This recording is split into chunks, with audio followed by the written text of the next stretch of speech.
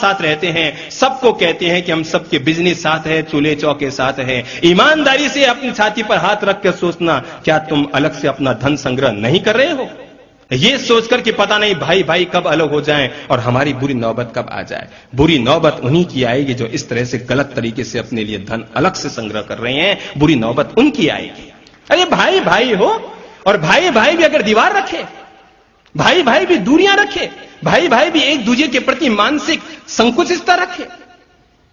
कहने पे कहते हो चारों के धंधे साथ है, पर ईमानदारी है जिसके हाथ जितना लग रहा है वो साफ कर रहा है और अपने अलग से अपने पत्नी के बीहर में या अपनी अलमारी में कहीं न कहीं जमा कर रहा है। ईमानदारी से अपने हृदय पे हाथ रख के कहो तो बहनों कि जब तुम दूध पिलाने के लिए जाते हो, तुम्हारे सामने 2 गिलासें हैं। एक गिलास में तुम्हें अपनी देवरानी की बेटी के लिए दूध डालना है, दूसरी गिलास में तुम अपने बच्चे के लिए दूध डाल रहे हो। जरा ईमानदारी से मन में चिंतन करना। यही सोच होती है जो परिवार को तोड़ती है कि व्यक्ति जब अपने बच्चे के लिए गिलास में दूध डालता है तो कोशिश करता है कि मलाई मलाई इसमें डाल दूं और पीछे वाला दूध अपनी देवरानी के बच्चे के लिए डाल दूं। और ये जो संकुचितता होती है, ये एक दिन मन में आती है, फिर वचन में आती है, व्यवहार में आती है और फिर परिणाम में आती है। क्यों टूटता है परिवार? आपको पता है परिवार क्यों टूटता है? सबसे पहले व्यक्ति के मन में इस तरह के संकल्प विकल्प जगते हैं, मानसिक दूरियां पैदा होनी शुरू होती है। आदमी एक दूसरे से अलग होने की सोचता है। पहले मन में दूरियां पैदा होती है, फिर एक दिन गुस्से में आकर आदमी वचन से बोल देता है, हां हां मेरे साथ तूने ऐसा किया, मैं ऐसा नहीं करूंगा। मन का परिणाम वचन पर आया।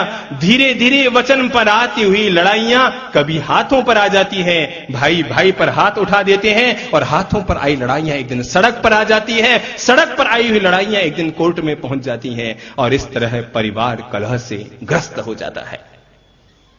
मुझे कई बार आश्चर्य होता है जब भी सुनता हूं भाई भाई में दुश्मनी हो गई, भाई भाई में केस चल रहा है, भाई भाई न्यायालय जा रहे हैं, भाई भाई टूट रहे हैं, भाई भाई अलग हो रहे हैं। मुझे कई बार आश्चर्य होता है।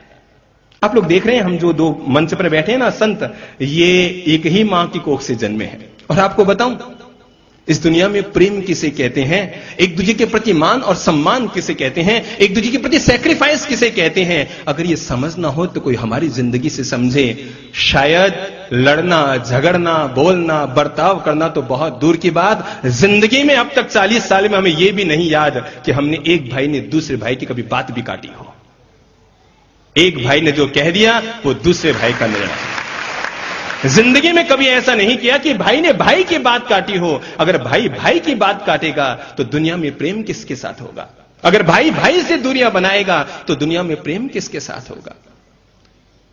आधी दुनिया के लिए हम उदाहरण बनते हैं प्रेम के, और आधी दुनिया के लिए हम जलन के कारण बनते हैं। पर कुछ भी हो, हम जानते हैं कि जिंदगी अगर जीनी है तो प्रेम से जियो, जिंदगी अगर जीनी है तो आनंद से जियो, जिंदगी अगर जीनी है तो त्याग से जियो, एक दूसरे के प्रति सैक्रिफाइस की भावना से जियो।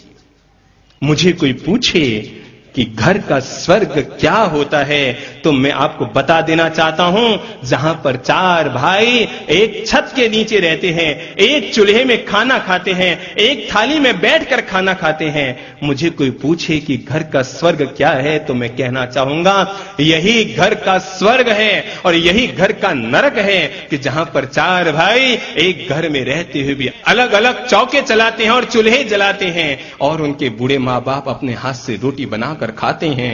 तो मेरी नजर में इससे बढ़कर घर का नरक और कोई नहीं होता। ये अंतिम नरक है तुम्हारे घर का।